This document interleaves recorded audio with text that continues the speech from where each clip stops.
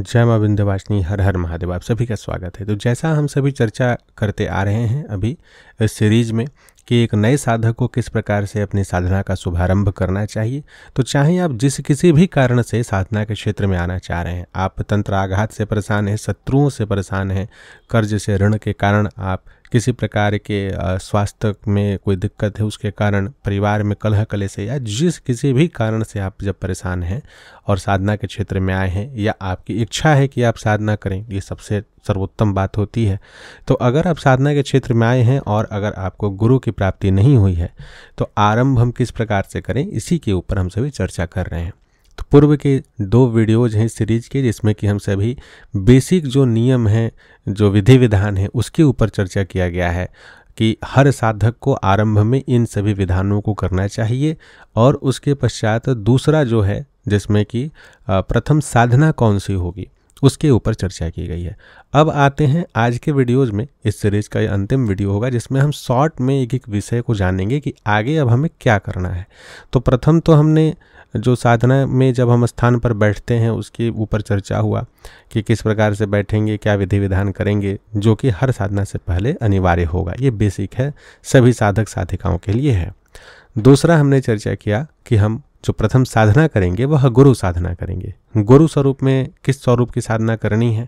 अगर आपकी कोई प्रत्यक्ष गुरु नहीं है, दीक्षा नहीं प्राप्त है, तो कौन सा स्वरूप सर्वश्रेष्ठ रहेगा। सर्वश्रेष्ठ क्या, सभी देवताओं का स्वरूप गुरु स्वरूप है, लेकिन एक अवतार है, एक स्वरूप है जो प्रमुखतया गुरु के निमित्त ही है। उसके ऊपर हम सभी ने चर्चा की।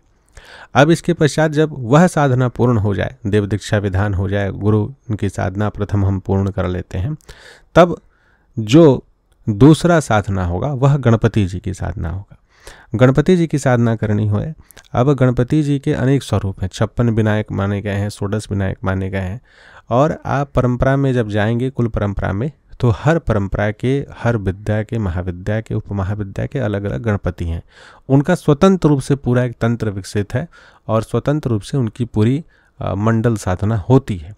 उनकी उपमहाविद्याओं का, उनकी शक्तियों का, उनकी अंग विद्याओं का, सभी का उपासना होता है। लेकिन आप जब एक नए साधक हैं तो आपको आंख मूंद करके भगवान गणपति के निमित्त जो प्रथम साधना करना चाहिए वह नारद पुराण में दिया गया संकट नाशन गणपति स्तोत्रम का करना चाहिए। इस साधना को करने से ना सिर्फ गणपति जी की कृपा प्राप्त होगी, ना सिर्फ आपके तपोबल का संचय होगा, ना ही सिर्फ आपके प्रारब्धों का नाश होगा, वरन इसके साथ साथ में उसमें दिया है कि जिस कामना के निमित्त आप इसका पाठ करेंगे वह कामना भी पूर्ण होगा। और यह जान लीजिए कि महागणपति जी की कृपा के बिना या भगवान विनायक के किसी भी एक स्वरूप का आप आश्रय लेकर के जब तक उनकी साधना पूजा सेवा नहीं करते हैं, तब तक साधना के क्षेत्र में आपको विशेष सफलता प्राप्त नहीं होगी। बहुत सारे विघ्न बाधा आएंगे। आप देखिए साधकों का कि क्या करते हैं, कोई भी विशिष्ट साधना ले लेंगे, आरंभ में गणपति जी का कोई अनुष्ठान नहीं करेंगे, तब उनके कौन कौन से कष्ट होंगे। एक तो उन्हें आलस बहुत आएगा, निद्रा आएगी, तंद्रा आएगी, विचार कभी भी स्थिर नहीं होंगे, एकाग्रता बिल्कुल भंग होती रहेगी, साथ ही उच्चाटन होना आरंभ हो जाएगा। तो ये जितनी भी विघ्न बाधाएं हैं, ये भगवान महागणपति जी के द्वारा या भगवान विनायक के जितने स्वरूप हैं उन सभी से संबंधित हैं, वह विघ्न देते हैं। और इसका सीधा सा संबंध हमारे मूलाधार से होता है, क्योंकि जिस आसन पे हम बैठे हैं, हमारा जो शरीर आसन के साथ संपर्क स्थापित करता है, वह जो प्रथम स्थान है, वह जो प्रथम चक्र है, वही भगवान गणपति का प्रथम स्थान है, जो मूलाधार है। जब तक हम उनकी पूजा सेवा नहीं करते, उनकी साधना नहीं कर लेते, उनकी कृपा को प्राप्त नहीं कर लेते, तब तक हमारा अनुष्ठान बिना विघ्न बाधा के संपन्न हो नहीं पाएगा, दिक्कतें आती रहेंगी। तो ये जितनी भी परेशानियां हैं, या ना आए और शीघ्र हमारे प्रमुख देवता की कृपा हमें प्राप्त हो जाए, इसके निमित्त हमें भगवान गणपति जी की सेवा पूजा अनुष्ठान अवश्य करनी चाहिए।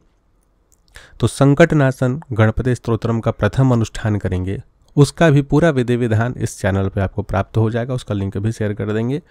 इसमें चतुर्थी तिथि से लेकर के चतुर्दशी तिथि तक किसी भी महीने के किसी भी पक्ष में अगर आप साधना करते हैं तो सर्वोत्तम है। या आप चाहें तो अगर कष्ट बहुत ज़्यादा है, परेशानियां, विपत्तियां, आर्थिक समस्याएं बहुत अधिक हैं, आपके पास आगे की साधना के निमित्त धन की व्यवस्था भी नहीं है, मान लीजिए कि धूप दीप फूल प्रसाद आदि खरीदने के लिए भी तो पैसे की आवश्यकता होती ही है, तो ऐसी अवस्था में केवल उनका जप और उनके 12 नामों का जो मूल नाम है, स्तोत्र हैं, प्रथमम वक्रतुंडम एकदंतम द्वितीयकम, यह जो है इसको 12 नाम तक जो मूल स्रोत है उसको लिखना प्रतिदिन, यह सर्वश्रेष्ठ विधान होता है, जिससे कि भगवान गणपति कृपा करके शीघ्र से शीघ्र ही धन के मार्ग खोल देते हैं। कर्ज हो, ऋण हो, तो उसके लिए भी निवृत्ति के निमित्त भी मार्ग खुलता है। लेकिन उसमें देखिए फलश्रुति में लिखा है 6 महीने तक लगातार करने पे। तो यह कार्य आपको प्रतिदिन करके अपने आर्थिक अवस्था को, अपने शारीरिक और मानसिक अवस्था को मजबूत करना है। गुरु मंडल की कृपा प्राप्त कर ली है, फिर गणपति विनायक मंडल की कृपा आपको प्राप्त करनी होती है। जब गुरु और गणपति जी की साधना पूर्ण हो जाए, जो कि स्वतंत्र रूप से इनका विधान बताया गया है, उसका लिंक भी दे दिए हैं चैनल पर इस वीडियो के डिस्क्रिप्शन में, तो उसके पश्चात हम बढ़ते हैं भैरव जी की ओर।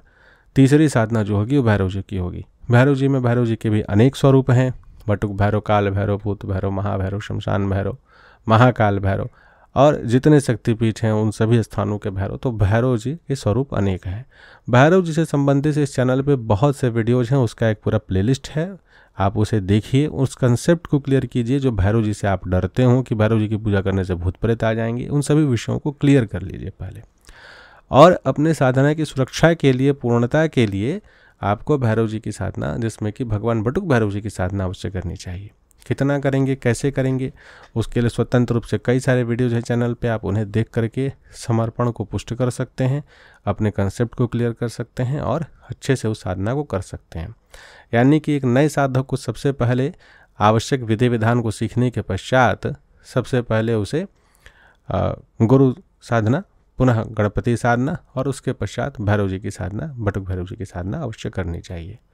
अब दीप प्रज्वलित कैसे करना है, दीपक में बाती कैसे रहेगी, किस ओर उसका मुख होगा, प्रज्वलित करने के पश्चात वह किस ओर उसे रखें, हमारा घर में, अगर हमारे घर में पूजन का स्थान ईशान कोण में नहीं है, कहीं और है, तो वहाँ पे दीप कैसे प्रज्वलित करेंगे, आदि आदि जो विभिन्न प्रकार के प्रश्न हैं जो बेसिक साधकों के लिए बहुत आवश्यक होते हैं, उन सभी से संबंधित वीडियो भी आपको चैनल पे मिल जाएंगे। प्रयास करेंगे कि उसका लिंक भी इसी वीडियो के डिस्क्रिप्शन में शेयर कर दें, ताकि आपका पूरा कंसेप्ट क्लियर रहे, कोई गलती आपसे ना हो।